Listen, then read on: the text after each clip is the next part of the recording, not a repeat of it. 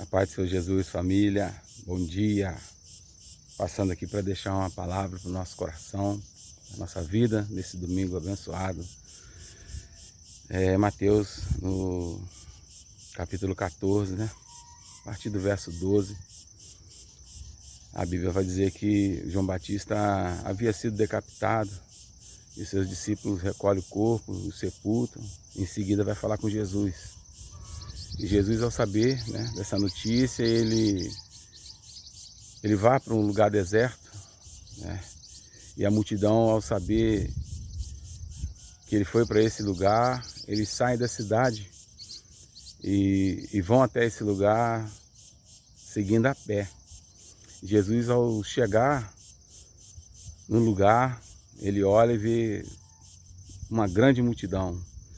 E ele se move, né, de grande compaixão, né, de grande amor, e cura a todos, ministra na vida de todos.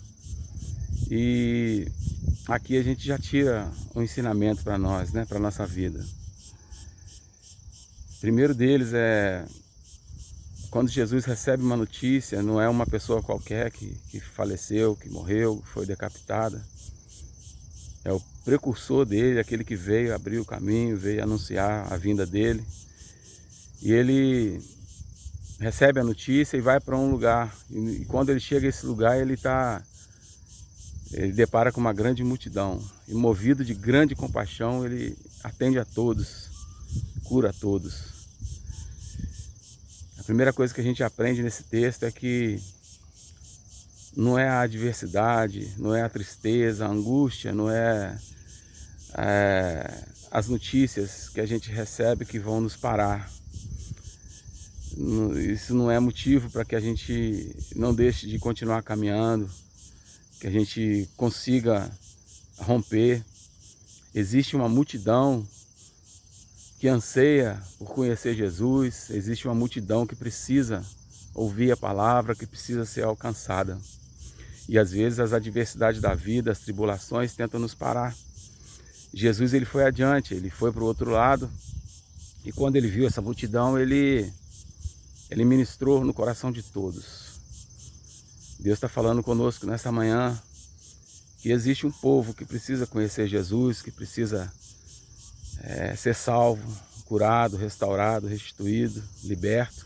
E nós somos esses agentes que vão promover libertação, que vão promover salvação, que vão promover renovo de vida, restituição e restauração na vida dessas pessoas. Nós é que vamos levá-los a conhecer Jesus, a viver com Jesus. E o segundo ensinamento, você vê, eles vão da cidade para o deserto, a pé, de tanta fome, de tanta sede, de tanta necessidade. E a gente precisa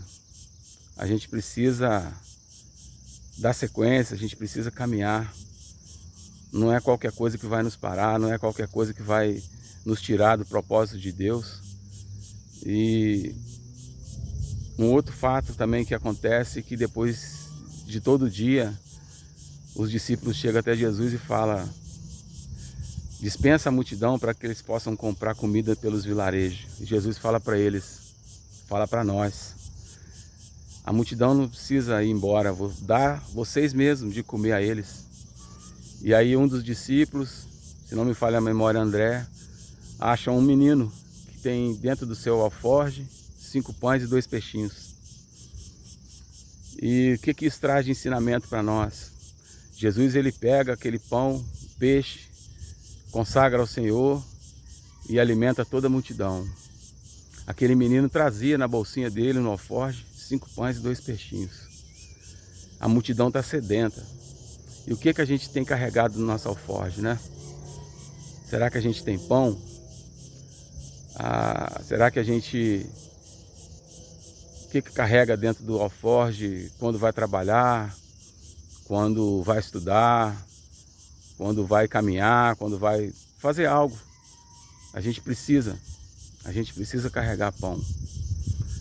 A gente precisa carregar a palavra do Senhor, a gente precisa. E a multidão está sedenta. Deus nos chamou para alimentá-las.